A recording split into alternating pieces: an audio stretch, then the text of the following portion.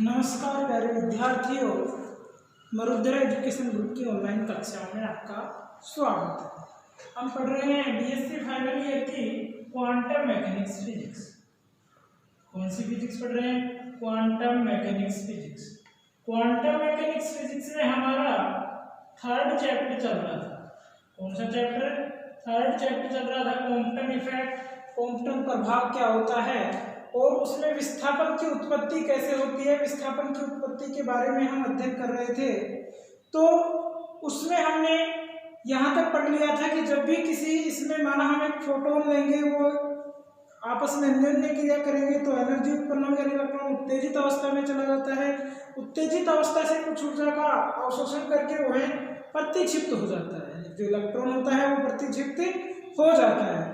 तो हमने पढ़ लिया था कल कि टक्कर से पूर्व कण की ऊर्जा क्या होती है, टक्कर के बाद उसकी ऊर्जा क्या होगी, और ऊर्जा संरक्षण नियम के अनुसार हम उसका अध्ययन कर रहे थे। तो यहाँ तक शायद हमने पढ़ लिया था कि ऊर्जा संरक्षण नियम से हम जानते हैं कि क्या जानते हैं ऊर्जा संरक्षण नियम से? ऊर्जा संरक्षण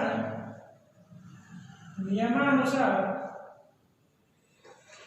क्या जानते हैं ऊर्जा संरक्षण नियम से? कि ऊर्जा को न तो उत्पन्न किया जा सकता न नष्ट किया जा सकता, इसे एक रूप से दूसरे रूप में ट्रांसफर किया जा सकता है। यहाँ तक उसके बाद ऊर्जा संरक्षण नियम से हम क्या लिखेंगे कि टक्कर से पूर्व की ऊर्जा, टक्कर से पूर्व की ऊर्जा, पूर्व ऊर्जा तथा बराबर टक्कर के बाद ऊर्जा, टक्कर के बाद ऊर्जा। ठीक है, इससे पहले हम इसको पढ़ लेते हैं। जो डायग्राम अपना दिया गया है उसको समझ लेते हैं। पहले हमने डायरेक्ट पढ़ा था कि एक जो इलेक्ट्रॉन होता है अन्योन्य क्रिया के बाद में एक परिकीर्णित इलेक्ट्रॉन होता है और एक प्रतिक्षिप्त इलेक्ट्रॉन। दो प्राप्त होते हैं, एक तो परिकीर्णित इलेक्ट्रॉन और एक प्रतिक्षिप्त इलेक्ट्रॉन। परिकीर्णित इलेक्ट्रॉन फाई एंगल बनाता है, प्रतिक्षिप्त इलेक्ट्रॉन थीटा एंगल बनाता है। ठीक है, अब इसमें वाई और एक्स एक्सिस के लिए तो एक्स एक्सिस के लिए तो P2 sin फाई, यानी कि जब ये इसके परपेंडिकुलर होता है, लंबवत होता है, तो क्या आएगा? साइन की टर्म में आएगा। और ये इसके समानांतर होता है तो किसकी टर्म में आता है? कोस के टर्म में आता है। तो एक्स एक्सिस के लिए ये क्या प्राप्त होगा? परिकीर्णित इलेक्ट्रॉन के लिए संवेग तो क्या प्राप्त होगा? P2 sin फाई, क्योंकि इसका एंगल क्या है? फाई है। इसका एंगल क्या है? थीटा है। तो क्या P डैश, यानी कि रिकॉइल इलेक्ट्रॉन के लिए क्या प्राप्त होगा? P dash sin theta. और परिकीर्णित इलेक्ट्रॉन के लिए P2 sin फाई का संवेग प्राप्त होता है। एनर्जी क्या प्राप्त होगी? एनर्जी तो हमारे को दी गई है किसके लिए? तो ये है परिकीर्णित के लिए क्या प्राप्त होगी एनर्जी? परिकीर्णित के लिए एनर्जी हमारी E2 equal to h2 dash. ठीक है, और रिकॉइल के लिए क्या है? E equal to mc square. इसमें कोई दिक्कत नहीं। अब संवेग की हम बात करते हैं तो संवेग ये है, संवेग में y एक्सिस पर यानी कि x अक्ष के अनुदिश जब बात करेंगे तो x अक्ष के अनुदिश तो क्या होगा? P2 cos phi. तो ये प्राप्त होगा, यानी कि स्टैटिक संवेग प्राप्त होगा, यानी टक्कर के बाद का संवेग। ठीक है, तो अब हम अध्ययन करते हैं इसकी ऊर्जा। टक्कर से पूर्व ऊर्जा क्या थी हमारी? टक्कर से पूर्व ऊर्जा कौन कौन सी होगी? E और E1। टक्कर से पहले की ऊर्जा कौन कौन सी होगी? E होगी और E1। तो E प्लस E1। टक्कर के बाद की एनर्जी कौन सी होगी? टक्कर के बाद की एनर्जी होगी E डैश और E2। टक्कर के बाद की एनर्जी कौन सी होगी? E dash plus E2।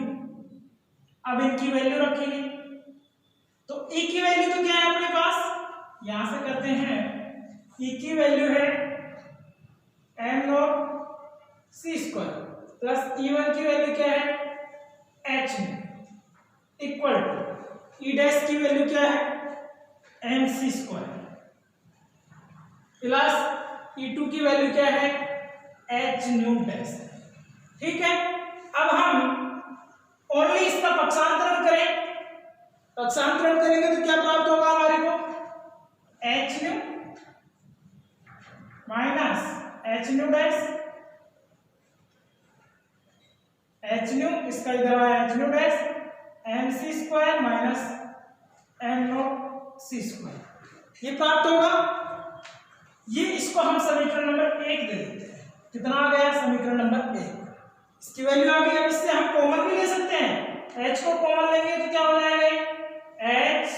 New minus new dash. ठीक है, ये तो होगी एनर्जी की बात। किसकी बात? एनर्जी की बात। अब दूसरा लिखेंगे संवेग संरक्षण नियमानुसार। संवेग संरक्षण नियमानुसार।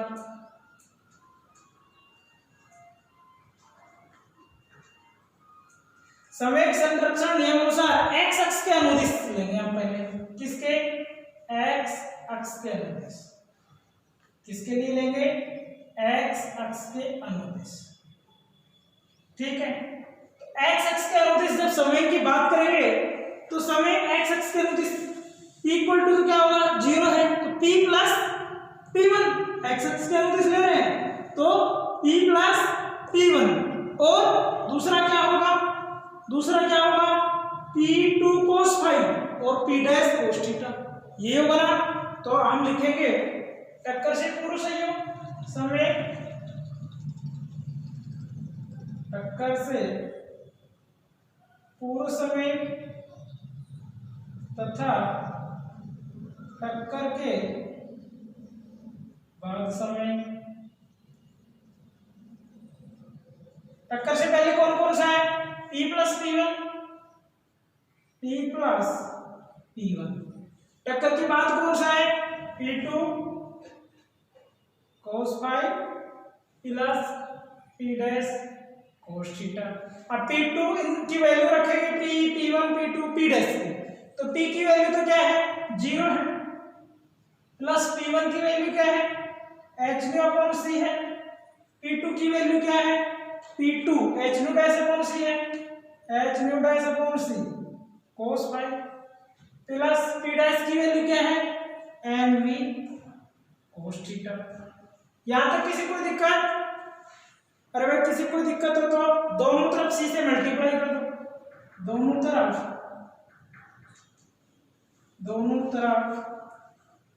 c से गुणा कर देगा। दोनों तरफ c से मल्टीप्लाई करेंगे तो क्या हो जाएगा? h new upon c cross multiply c, h new dash upon c cos five multiply c plus mvc cos theta.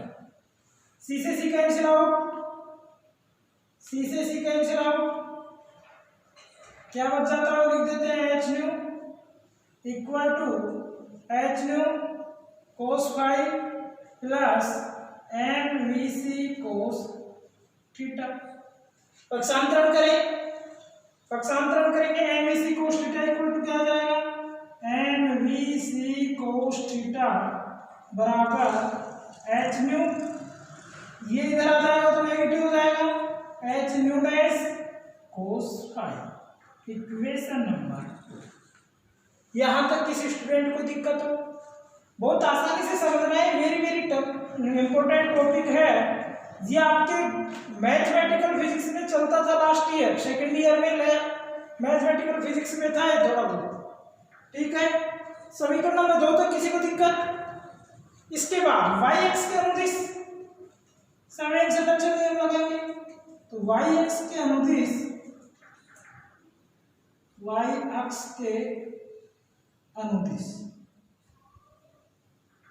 y अक्ष के अनुदिश में कोलिजन के पहले यानी कि टक्कर से पहले यह x डायरेक्शन में है, y डायरेक्शन में नहीं है। टक्कर से पहले यह x एक्सिस की यानी कि x अक्ष की दिशा में है, y डायरेक्शन में नहीं है। तो टक्कर से पहले समय क्या होगा?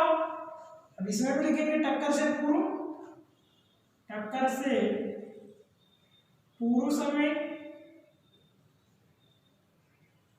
तथा टक्कर के बाद समय।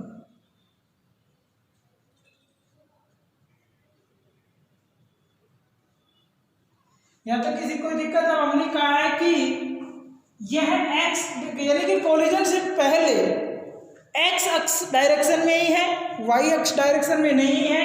तो टक्कर से पहले इसका समय क्या हो जाएगा? टक्कर से पहले इसका समय क्या हो जाएगा? 0। टक्कर के बाद क्या है?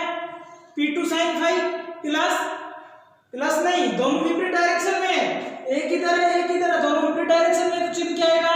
नेगेटिव आएगा। दोनों अपोजिट डायरेक्शन में होने के कारण बीच में चिन्ह क्या आएगा? नेगेटिव। तो P2 sin phi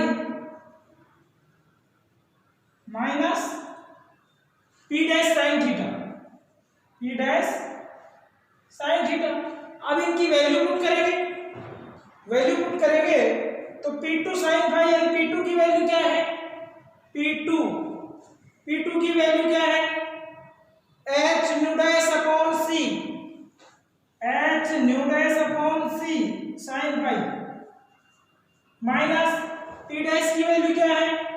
mv sin theta, mv sin theta. पक्षांतरण करके क्या लिख सकते हैं? mv sin theta equal to h new dash upon c sin phi. दोनों तरफ c से मल्टीप्लाई करेंगे, दोनों तरफ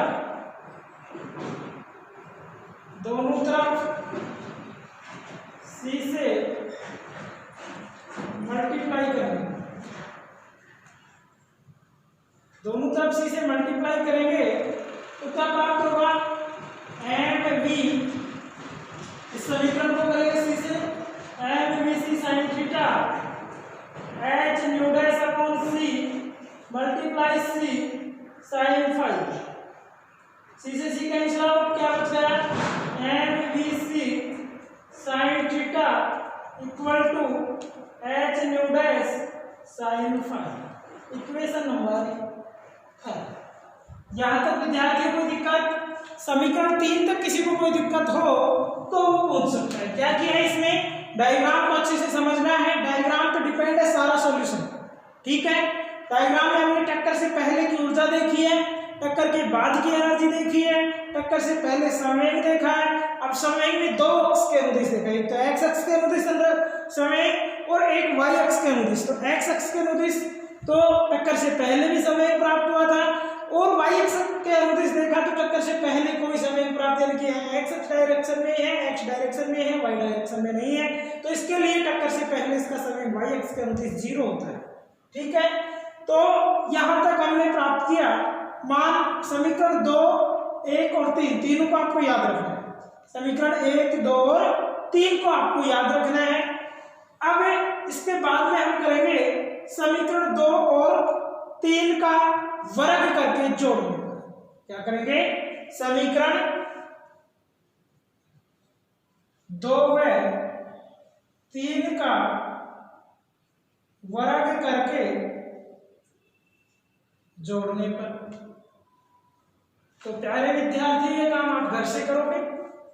आज आप क्या करोगे? घर से जाके समीकरण 2 का वर्ग करोगे, 3 का वर्ग करके दोनों को आपस में जोड़ोगे। आपको यहाँ कुछ प्राप्त होगा। ये जो समीकरण प्राप्त होगी, समीकरण 4 होगा, ठीक है। ये आपके लिए बता रहा हूं, घर के लिए। समीकरण 2 और 3 का वर्ग करके जोड़ोगे, समीकरण 4 प्राप्त होगी। इसी प्रकार समीकरण 4 प्राप्त होने के बाद करोगे समीकरण 1 का वर्ग करने का। समीकरण 1 कौन सी है? समीकरण 1 ये है। इसका क्या करोगे? पक्षांतरण करके वर्ग करोगे। क्या करोगे? पक्षांतरण करके वर्ग करोगे। पक्षांतरण कैसे? इधर हो ही रहा है, इस m0c² को इधर लाना है।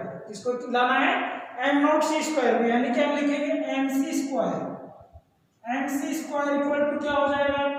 h new minus new dash plus m0c², यानी कि ये आ गया। अब इसका वर्ग करेंगे तो क्या होगा? m² c4, और इसका वर्ग आप घर से करोगे। इसका वर्ग आप घर से करोगे। समीकरण ये जो प्राप्त होगी, इसका वर्ग प्राप्त होगा, वो समीकरण नंबर 5 प्राप्त होगी। ये दोनों इक्वेशन आपको घर से निकालनी है। कल इसका सॉल्यूशन यदि आपसे नहीं हो पाता है तो हम करना है, ठीक है। तो प्यारे विद्यार्थी, यहाँ तक आपको अपनी नोटबुक में लिखना भी है और समझना भी है, ठीक है। और ये दोनों मान आपको निकालने हैं। धन्यवाद विद्यार्थियों।